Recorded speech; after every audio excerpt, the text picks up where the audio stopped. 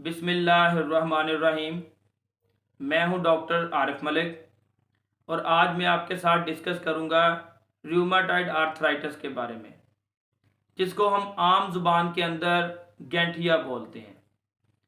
बहुत से लोग ऐसे भी होंगे जो आज भी गैंठिया की अलामात को नहीं जानते होंगे कि आखिर गैंठिया है क्या, कि ऐसी कौन कौन सी अलामात जिस्म के अंदर पैदा हों तो जिसको हम गैंठिया बोल सकते हैं।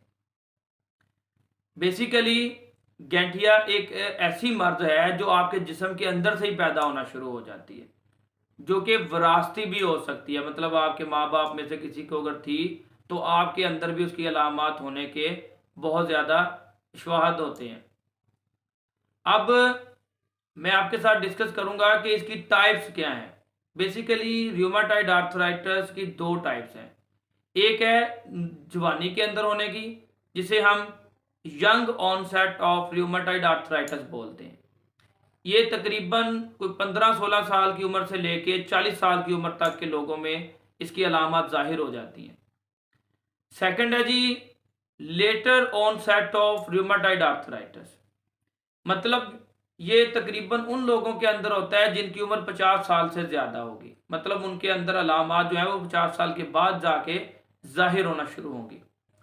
तो जो हमारे पास young onset of rheumatoid arthritis है, इसको हम काफ़ी हद तक जो है वो कंट्रोल कर सकते हैं जैसे ही आपके अंदर अलामत आना शुरू हों। उसकी दो वजूहत हैं। एक तो आपका बॉडी स्ट्रक्चर मजबूत होता है, तो जैसे ही अलामत शुरू होंगी आप अपनी प्रॉपर उसकी डायग्नोज करके मेडिकेशन को स्टार्ट करेंगे तो काफ़ी हद तक इसकी अलामत को, इसके सिम्टम्स को हम ख़त्म कर सकते हैं। लेकिन ये बीमारी को हम कभी ख़त्म नहीं कर सकते, सिर्फ और सिर्फ अलामात को हम जो है वो डिप्रेस कर सकते हैं, रोक सकते हैं, जिसको हम टाल सकते हैं। मतलब अब इसके लिए आपने करना क्या है, इसकी अलामात क्या होंगी। अलामात में सबसे पहले मॉर्निंग स्टिफनेस, मतलब सुबह के वक्त जब आप उठेंगे तो आपके हाथों के जो छोटे ये जो जोड़ हैं इनके अंदर इन्फ्लेमेशन हो जाती है। सुबह उठते हैं तो आपको अकड़ाव महसूस होता है, स्टिफनेस हो जाती है, आपको मतलब आसानी के साथ ऐसे मूवमेंट नहीं कर सकते। Morning stiffness of the small joint जिसे हम कहते हैं, ये सबसे पहले इसकी अलामत आना शुरू होती है। बाकी जब इसको ये स्वेरिटी आ जाती है आपके रूमेटॉइड आर्थराइटिस में तो बाकी तमाम जोड़ों को भी अफेक्ट कर सकती है। लेकिन जो सबसे पहले इसकी अलामत हैं जो वो हैं स्मॉल जॉइंट्स की। अगर हम इसको वक्त पे कंट्रोल नहीं करते तो आपके जो स्मॉल जॉइंट्स हैं ये बदनुमा होना शुरू हो जाएंगे। मतलब स्वेलिंग की वजह से आपके जो जोड़ हैं ये डैमेज होना शुरू हो जाएंगे, इन्फ्लेमेशन हो जाएगी इनके अंदर, जो है ना सोजश हो जाएगी। अब इसको आप डायग्नोज कैसे कर सकते हैं। सबसे पहले आपके पास दो टेस्ट होंगे, ESR erythrocyte sedimentation. CBC test आपने सुना होगा तकरीबन तमाम लोगों ने। CBC टेस्ट आप करवाएंगे तो उसमें एक ESR भी मेंशन होता है। अगर आपका ESR नॉर्मल से ज़्यादा हो गया है, मतलब एलिवेटेड है आपका ESR, तो आपके अंदर ये जाहिर करता है कि इन्फ्लेमेशन हो गई है। सेकंड जो रूमेटॉइड आर्थराइटिस को मेंशन करता है वो है CRP, सीरम रिएक्टिव प्रोटीन। अगर आपका ये भी नॉर्मल से ज़्यादा इसकी वैल्यू आ रही है तो वो जाहिर करता है कि आपके जिस्म के अंदर इन्फ्लेमेशन जॉइंट्स की हो चुकी है। अब आपने करना क्या है कि आप वो शख्स जो रूमेटॉइड आर्थराइटिस में मुब्तला है उसको नॉर्मल ज़िंदगी में वापस लेकर आ सकें। मतलब जो इसकी अलामत है, जैसा मैंने बोला कि मॉर्निंग स्टिफनेस होती है, वो कई दफ़ा इतनी सिवियरिटी में आ जाती है कि पेन सीवियर हो जाती है, शदीद दर्द होना शुरू हो जाती है आपके जॉइंट्स के अंदर।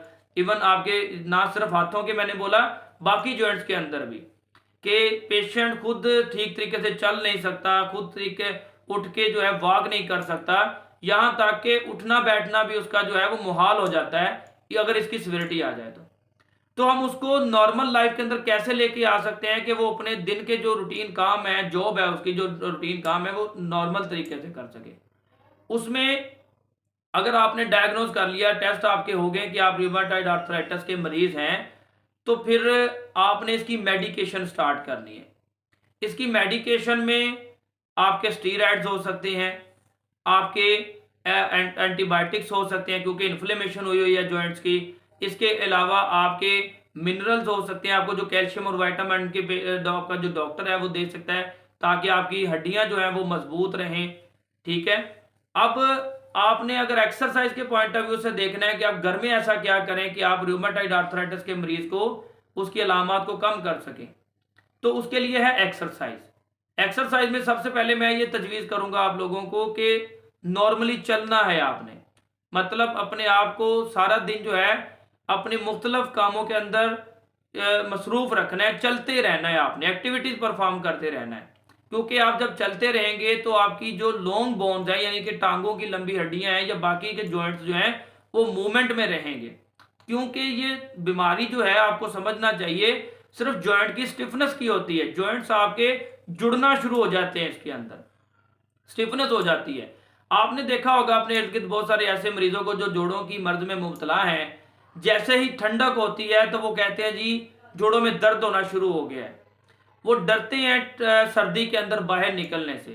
एक्चुअली उसमें होता क्या है कि जब भी आपका रूम टेम्परेचर कम होता है, आपके कमरे का दर्जा हरारत नॉर्मल 25 डिग्री सेंटीग्रेड से कम होना शुरू होता है, मतलब आप एसी वाले रूम में हैं जहाँ पे नॉर्मली 6-7 डिग्री सेंटीग्रेड होगा, तो अगर उसमें बैठा हुआ कोई शख्स रूमेटाइड आर्थराइटिस का मरीज है तो वो जब बाहर निकलेगा तो उसके जोड़ों में स्टिफनेस आ चुकी होगी, अकड़ाव आ जाएगा, क्योंकि उसके जोड़ों के अंदर पहले से ही प्रॉब्लम चल रही है उसकी।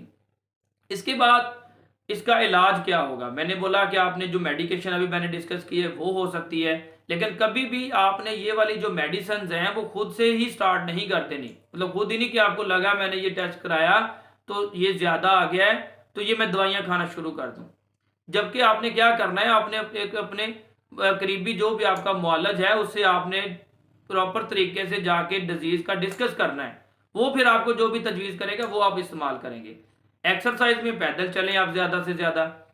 इसके अलावा रूमेटाइड आर्थराइटिस में डाइट बहुत ज़्यादा मैटर करती है, मतलब आपका जो डाइट प्लान है वो आपको इस बीमारी की अलामतों से काफ़ी हद तक जो है वो बचा सकता है, जिसमें आप अंडे का इस्तेमाल करें, आप उसके अलावा खाने पीने में जूस इस्तेमाल करें। लेकिन ये मतलब नहीं है कि जूस का आप ये लोग ये समझें कि जूस ठंडा होता है, एक्चुअली ऐसा कुछ भी नहीं होता। आप फ्रूट्स का इस्तेमाल करें। इसके अलावा आप अपने डाइट के अंदर प्रोटीन का इस्तेमाल ज़्यादा करें ताकि आपके मसल जो हैं वो एक्टिव रहें।